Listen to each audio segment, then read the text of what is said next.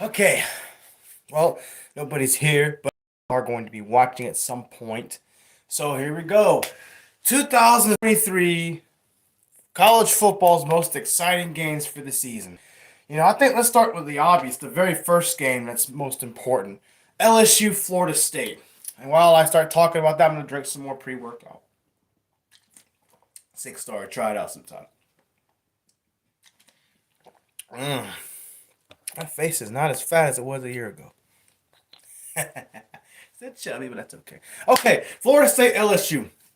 This game is so important because, and this has nothing to do with last year. I'm talking about now. Both teams finished with 10-win seasons. They both won their bowl games in the same stadium, in the Camping World Stadium, the same place they'll be playing each other in a rematch from last year. And they both have a lot of talent on both teams. Now, clearly, LSU's the more talented team of the two.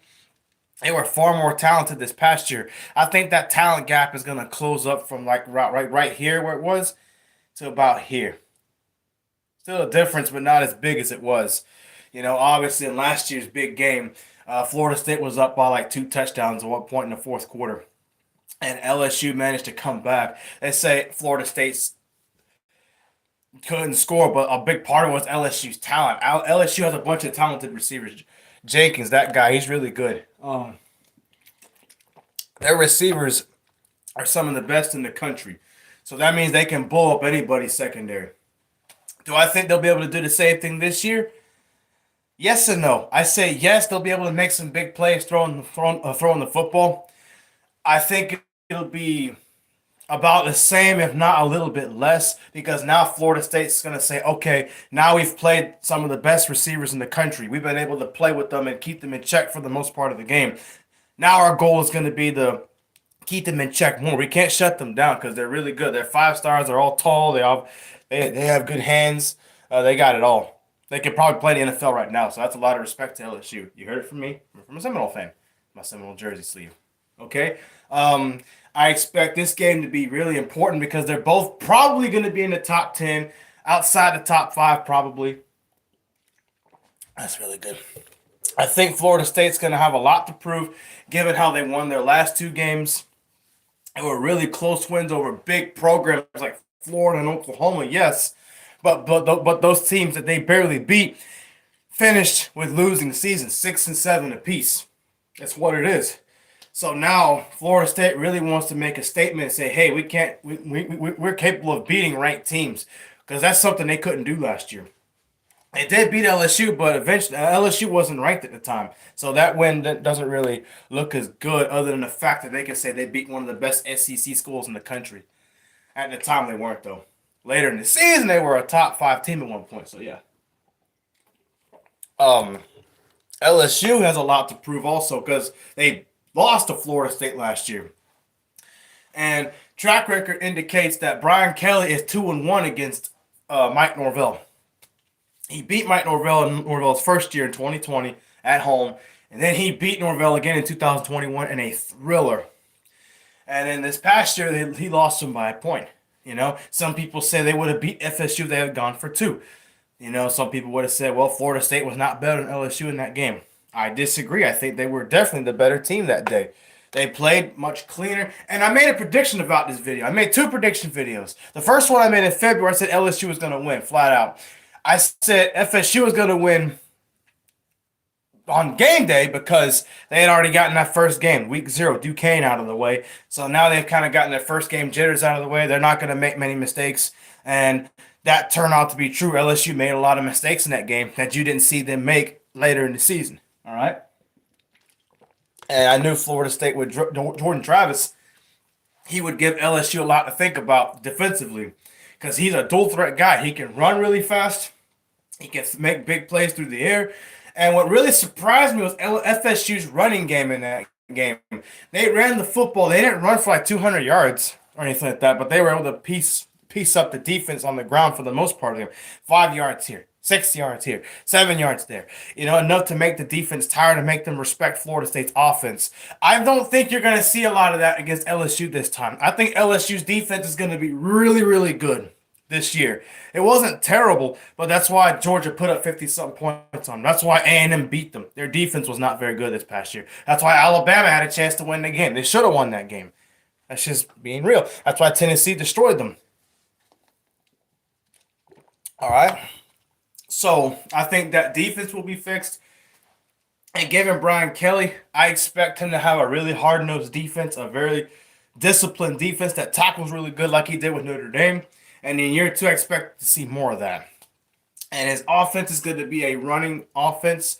I think Jayden Daniels, you're not going to see much difference as far as him running the ball a lot. You will see him possibly complete better passes. He's not going to have overthrows or inaccurate throws like he did this past year. He's going to be able to have a better chemistry with his wide receivers than he did in his first year. Now he'll have 2 off seasons to work with the receivers, and he's going to be able to complete better passes on third down instead of having to run all the time. The winner of this game is going to depend on Florida State's ability to bottle up Jayden Daniels. They couldn't bottle him up last year. He was able to run a lot. Now, granted, Florida State secondary was able to keep LSU's receivers in check, but when you're doing that and you leave the middle of the field wide open, that's why Jayden Daniels is able to run on FSU like he did this past year. I think Florida State's going to be able to better contain that. I think personally, regardless of who starts or whatnot, that's how I go off of this video. I don't know who the starters are going to be as far as the overall team. You can assume who the quarterbacks are going to be and whatnot, but as a whole team, you don't know. But it's going to depend. And like I said, here's the thing when I talk about Jordan Travis and other really, really good quarterbacks that have one great year and then they start to decline the next year. It's not because he sucks. It's not because they don't know what they're doing anymore. It's because every team that you've played, you're going to play them again, right? So that makes every team going to be more prepared to play you again. Trevor Lawrence, for example, in 2018, perfect year, probably would have been the first overall pick as a true freshman if he had gotten drafted. Killed Alabama in the national championship. A year later, still very explosive, but he had more interceptions. Why? Because people game planned around him better. They managed to get better pressure on him. They managed to do things differently with him. Tua Tagovailoa took his team to the national championship. Clearly a Heisman season.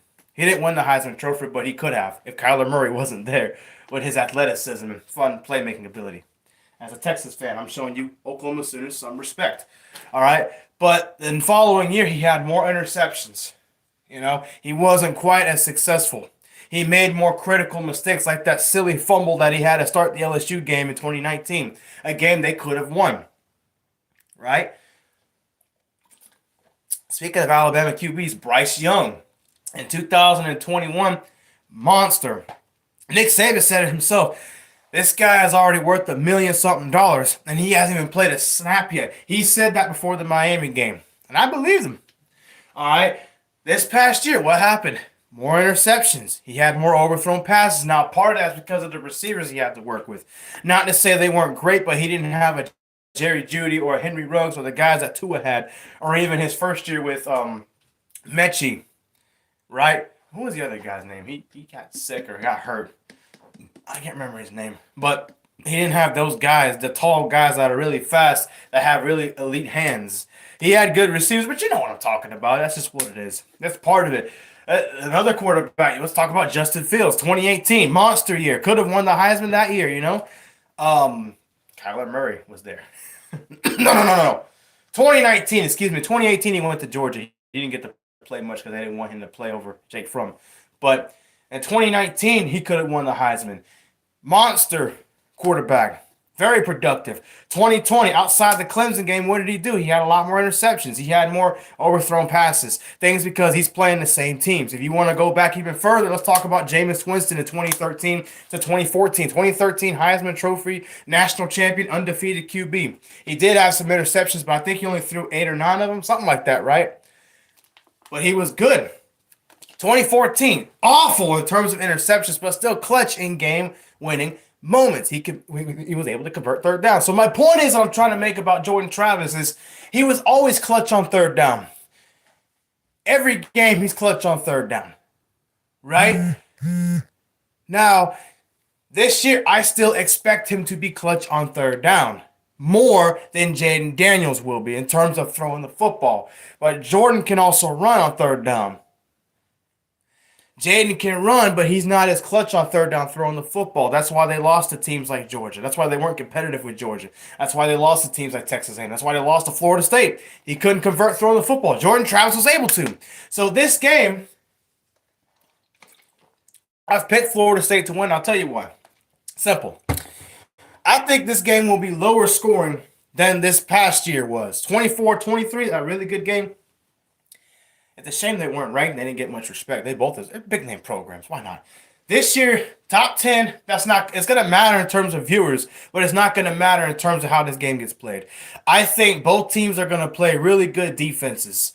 I think both offenses are not going to be very successful because now both teams know each other. They've played each other. If I'm Mike Norvell, I'm not changing anything with my offense. I'm just going to work on doing running better, and I'm going to work on this and that better. Maybe better run blocking, maybe better pass protection, which was pretty good this past year for Florida State. I expected it to be better, but not that good.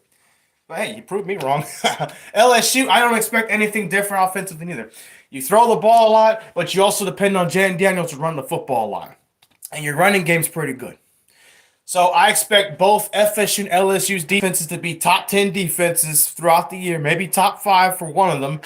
I expect both offenses to be shut down for the most part. Remember Florida State, Alabama 2017? I have that feeling to it. But because Florida State's the home team, and I think Jordan Travis is just a better quarterback than Jaden Daniels, and I think FSU's offense will make less mistakes than LSU's offense, and I think both defenses are so evenly matched, I have the Seminoles winning 17-13, something like that. It's going to depend on which offense makes the most mistakes and which defense can't quite get enough stops.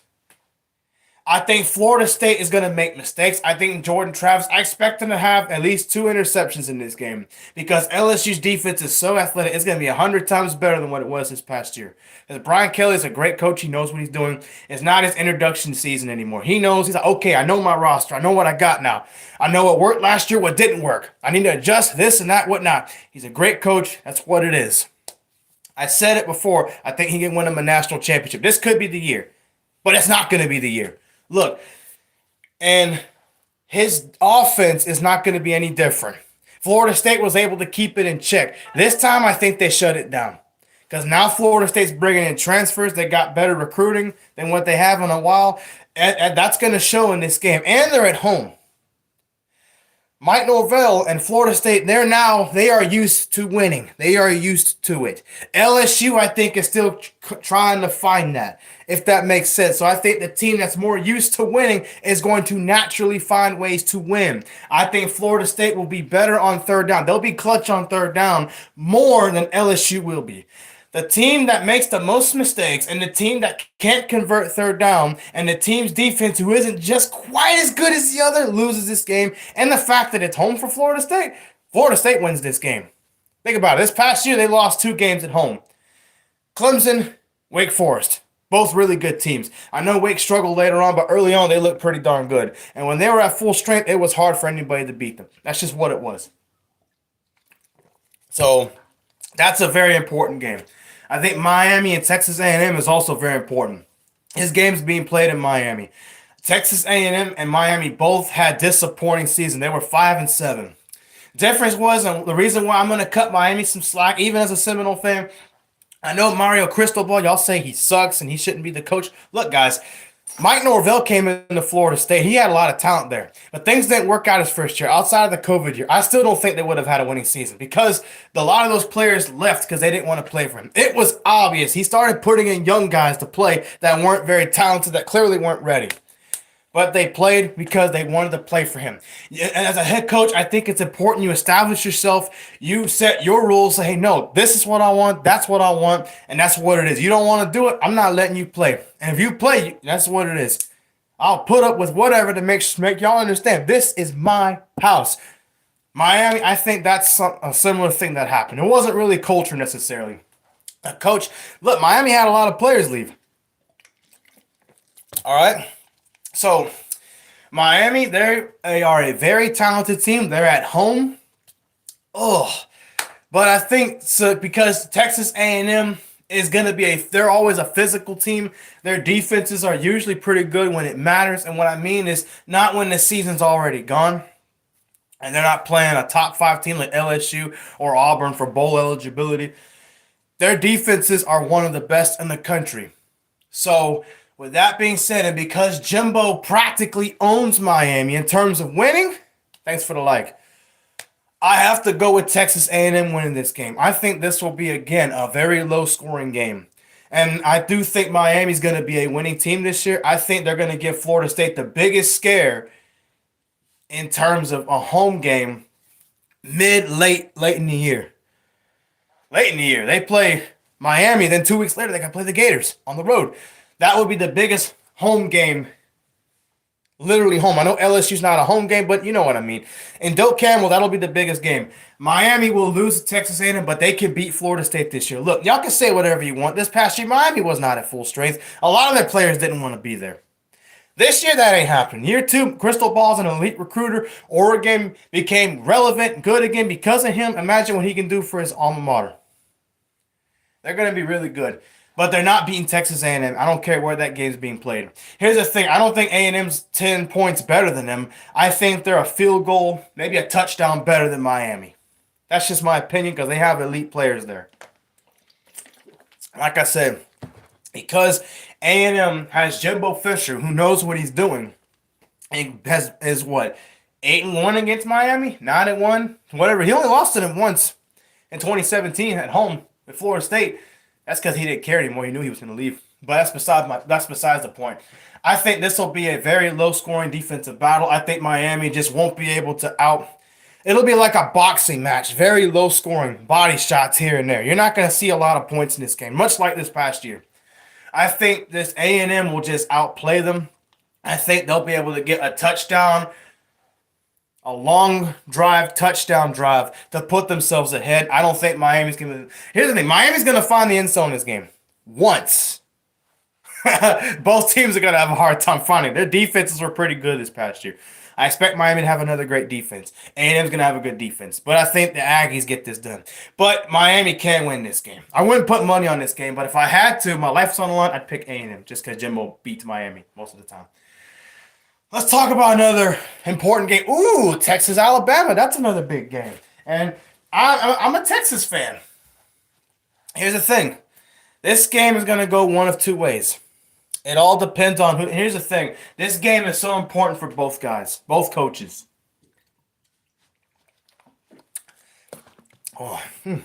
Texas A&M Texas has to win this game. Sark has to win this game more than Coach Saban does. Coach Saban is doing this for personal reasons. Professionally, business-wise, he's set in stone. He has nothing to lose. He can have a losing season. People are still going to call him the greatest coach of all time. He'll probably still have a job at Alabama next year because of what he's done. Okay? Sark, no. 2 years at Texas, hasn't had a 10-win season. And it's been disappointing for him, considering the talent that he has and who he's been bringing in. So it's going to depend. If Sark has a best case scenario for Sarkisian is they beat Alabama in a hard-fought game. It's going to be a hard-fought game. Alabama's not going anywhere. They're great, and it's in Alabama on top of that. If Texas wins, Quinn Ewers picks them apart. Their running game is good enough. I don't think it's going to be great because Bijan's gone. So, yeah.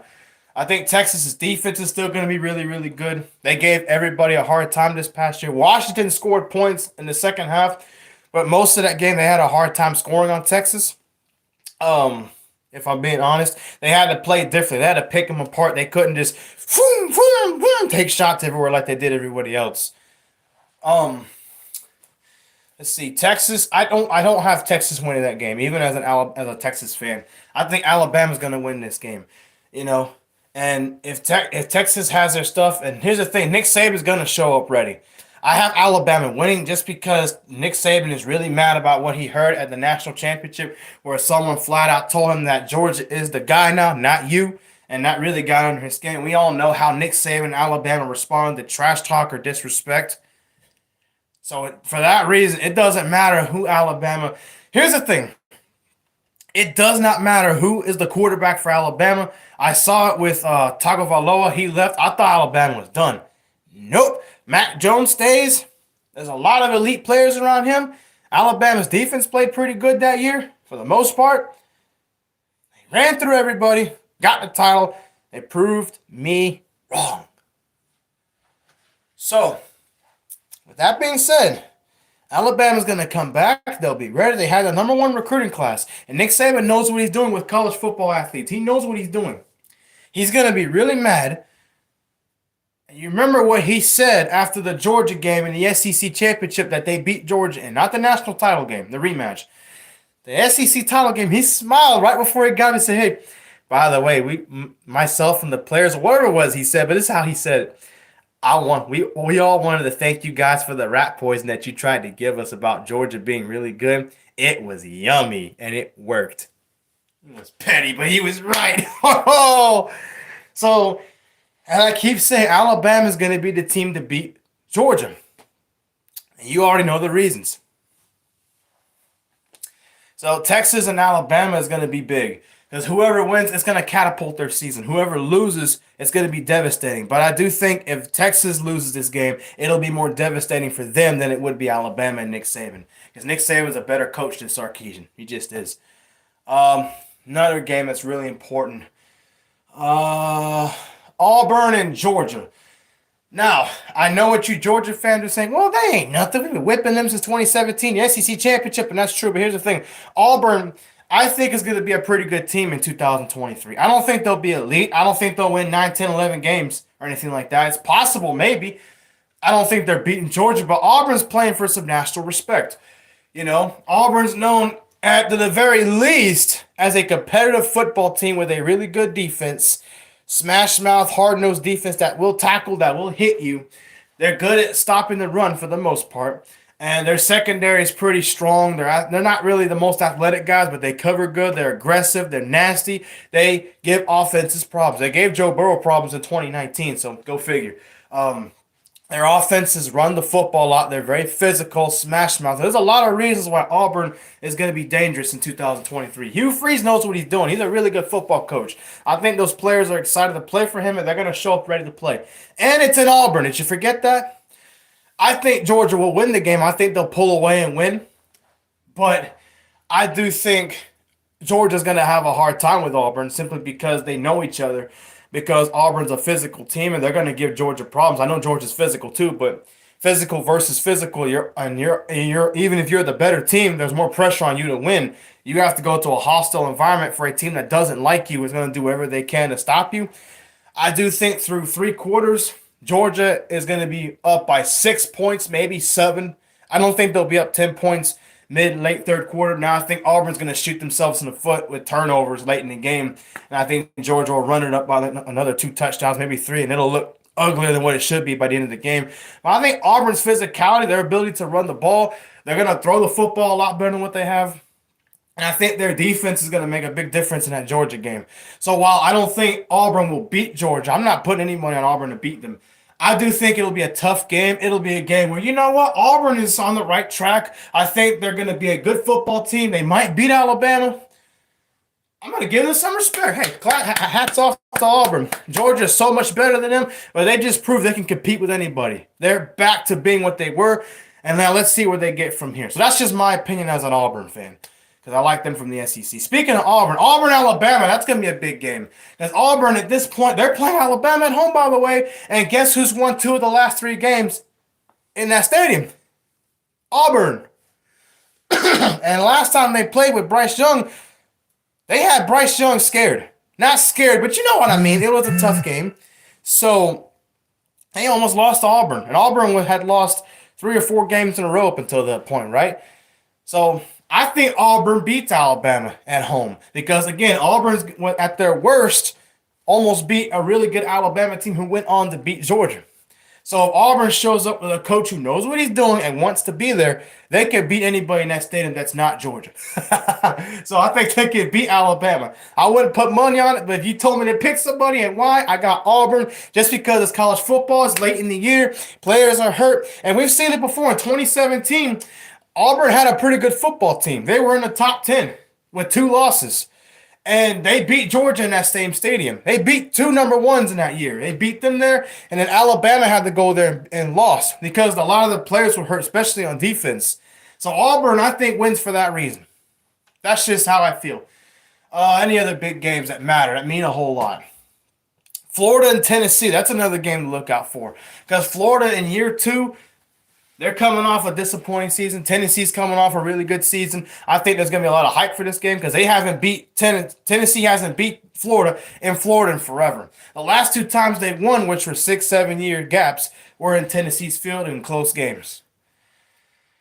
I got Tennessee winning, but it should be a pretty good game. I do think Florida is going to be a better team than what they were a year ago. I think their defense will be a lot better, but the offense won't be much better because of the fact that Anthony Richardson decided not to stay. He's after the money, and I think he'll do well in the NFL, by the way. My gut feeling. I trust my gut there, not what the experts say. I don't think Tennessee's offense will be as explosive as they were because Hendon Hooker isn't there. But I think it'll be pretty good. I think Tennessee's defense will be a lot better than what they were. I don't think it's going to be a top 10, top 50, not even a top 25 defense, but it'll be pretty good. You'll be able to say, okay, Tennessee does have a defense this year, at least. But Tennessee should beat Florida. Speaking of Tennessee, Tennessee ain't beating Alabama. No. No, sir. Alabama is mad. Nick Saban, he gave up 50-some points in that game. It ain't happening again. They're going to stomp Tennessee and beat them like they stole something. I'm not even going to talk about that game. I'm going to give my prediction before the actual game happens months from now. Alabama's going to beat them down. Oh, they're mad. Speaking of Alabama beatdowns, they got one for LSU, too. They got them both at home this year. They're going to beat them down, too. Brian Kelly is not beating Nick Saban again. Forget it. Nope. I did say Brian Kelly will win a national championship in LSU. He'll do that when Nick Saban's gone. Oh, look. He got lucky once at home. He's not getting lucky again. Nope. Another game with a lot of importance. Are there any more? Michigan and Penn State. I think Michigan loses this game. I picked them to lose to Penn State the last 2 years, but they've beaten Penn State. Penn State's hungry. They haven't lost since the Ohio State game. They won the Rose Bowl. And I'm apologizing again. I know Tracy McSorley's been gone. It was Sean Clifford. He was the quarterback. He's replaceable because he choked a lot. He didn't play good in the big games.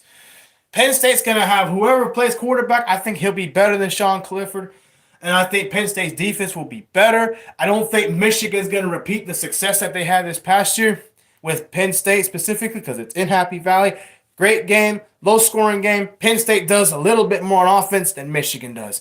And plus, I know Blake Corum's coming back. People are thinking they're going to be great because he's back. It doesn't work that way. Nick Chubb, for example, a running back from Georgia years ago, he got hurt against Tennessee. The year later, he didn't look right. It took him about 2 years to get back to what he used to be with his speed and how he would play. I think you're going to see the same for Blake Corum. Let's see. What else? How about Pac-12? Oregon.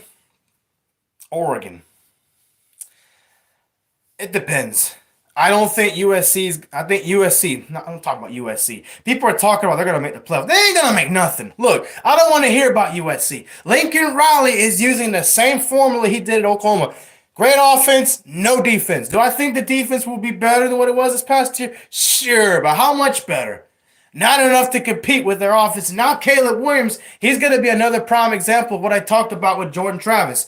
Great quarterback with great success. He's not going to duplicate that again. Because now players like Notre Dame with good defenses, they're going to say, okay, we've played him. Which way does he move? When he drops back, which way does he turn? We'll be able to predict that. He's here, I'm here. Boom, we're going to meet him. He will not be as successful because now teams have played him and they're going to be better prepared for him. Do I think USC is going to win a lot of games? Absolutely, because Lincoln Riley is a great coach, but he does not invest enough in his defense. If USC is to make the playoffs, here's the realistic scenario. That defense has got to be really good, and that offense won't be as good because players have faced them, the teams that they've played, they're going to be better prepared for them. Guess what? No. So we're moving on. Excuse me. Utah, they will not win the Pac-12 next year. It will be Oregon. Colorado, I'm not going to talk about them. They're not ready. I don't think Coach Sanders is ready for them yet. It's going to take him some time. But Oregon State is a possible team because I think they're going to be pretty good. Yes, as an Oregon fan, yes, yes. If Utah plays USC, I think USC will actually get them. Um, but even then, no, I'm disrespecting Washington. Washington is the team to look out for in the Pac-12. Oregon or Washington will be the team that wins the Pac-12. Washington is dangerous. Penix, what's his name? I watched him beat down Texas, so I should know him. But he's so good. And another example of who will not be quite as successful. Because teams have played him already, they'll be better prepared. Do I think he'll be, and again, clutch on third down? Yes, but more mistakes? Inevitably gonna happen. Yes. So, what else I want to talk about? I think that's it. Oh, any predictions for the national championship or the college football playoff? Doesn't it change this year? Won't it be a 12-team playoff? Let's say if it's a 4-team playoff. Who do I think will be the best 4 teams? That's what I'm going to say. Number 1, Alabama. They'll finish number 1 before the playoffs. Number 2. Ooh, that's tough because if Penn State beats Michigan, I don't think Penn State will beat Ohio State over there. Let's say Michigan. Michigan's number 2. Screw it. Number 3. I have Washington as number 3. Number 4, I don't think Ohio State will make the playoffs. I think they're going to start to decline more because now they don't have C.J. Stroud. But I don't know. We'll see. Ohio State could prove me wrong. Heck, I don't know. Number 4, that's going to be out of Clemson and Florida State. That's the game I forgot to talk about. Florida State, Clemson. I think Florida State, Clemson will be the last team that goes to the playoffs. It's going to depend. Even as a Seminole, I don't have Florida State beating Clemson. I don't because Florida State had a hard time with them at home against DJ Uyunglele, who I've said for years is not very good. Klubnik is 100 times better. Now he's going to have the whole offseason revolving around him. He's going to have a better chemistry with his receivers. Here's the thing. He only started 2 games. No, he played North Carolina. He didn't start, but he started the Orange Bowl. He didn't have a lot of experience before that, right? Now he's going to have the experience that he had, plus another offseason for just him, because now he's the guy. And he's going to develop his receiver. The receivers will be better around him. I think, and now that they got rid of that offensive coordinator, I think he'll be really good. I think because this game's at home, I think Clemson will beat FSU, and I think they'll still be the ACC champion. That's just my opinion. Florida State has a 40% chance to win that game because now they're going to be a lot better. I think they'll get better more than Clemson will as a team. But I think the quarterback situation with Klubnik, he hasn't had that 1 year where he really blew up, and now you'll say, okay, he's a Heisman guy. Jordan Travis has had that. So he's going to have to figure out how to be different. Versus Klubnik, he doesn't have to be different because teams don't know a lot about him. So he's going to have that year to really blow up.